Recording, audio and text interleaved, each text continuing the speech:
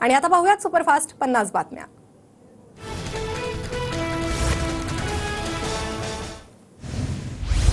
नितेश राणेंनी मुस्लिम समाजाबद्दल केलेल्या वक्तव्याची चौकशी करून कारवाई करा, सतीश चव्हाणांकडून फडणवीसांना पत्र।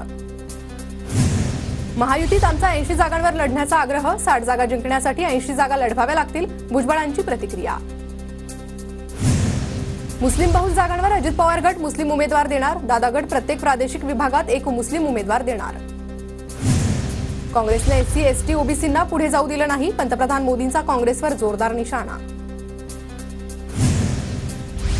वर्ध्यातून गांधींनी ग्रामीण उद्योगांना चालना दिली होती, मधल्या काळातील सरकारांनी विश्वकर्मा कामगारांकडे दुर्लक्ष केलं, मोदींचा काँग्रेसवर आरोप। पंतप्रधान नरेंद्र मोदी वर्ध्यात, मोदींच्या उपस्थितीत पीएम विश्वकर्मा योजनेचा कार्यक्रम, लाभार्थ्यांना किटचं वाटप, मुख्यमंत्री शिंदे, उपमुख्यमंत्री फडणवीस आणि अजित पवारांचीही उपस्थिती। मोदी येतात आणि जातात, आपलं उद्घाटन कसलं केलं, आपण उद्घाटन कसलं केलं हे देखील त्यांना माहीत नसतं, राज्यातील दौऱ्यांवरून संजय राऊतांची मोदींवर टीका। मोदी आधुनिक भारताचे निर्माते, वर्ध्याच्या कार्यक्रमात देवेंद्र फडणवीसांचं वक्तव्य, तर अमरावतीतील टेक्सटाईल पार्कमुळे 3.5 लाख रोजगार मिळणार, फडणवीसांची माहिती। मोदी जगभरात भारताचा सन्मान वाढवत आहेत, तर काही लोक परदेशात जाऊन भारताची बदनामी करतायत, मुख्यमंत्री शिंदेंचा राहुल गांधींवर निशाणा।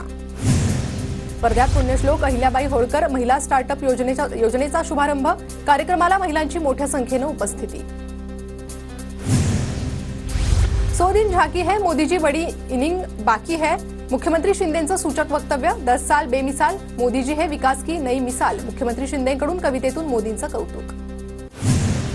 पंतप्रधान मोदींनी राष्ट्रीय पीएम विश्वकर्मा कार्यक्रमाच्या प्रदर्शनाला भेट दिली, योजनेच्या लाभार्थ्यांशी संवाद साधला। महायुतीतील नेत्यांनी बोलताना काळजी घेतली पाहिजे, नितेश राणेंच्या वादग्रस्त वक्तव्यावर छगन भुजबळांची प्रतिक्रिया। भाजप दंगली भडकवण्याचा प्रयत्न करत आहे, नितेश राणेंवरील प्रश्नावर संजय राऊतांचा हल्लाबोल।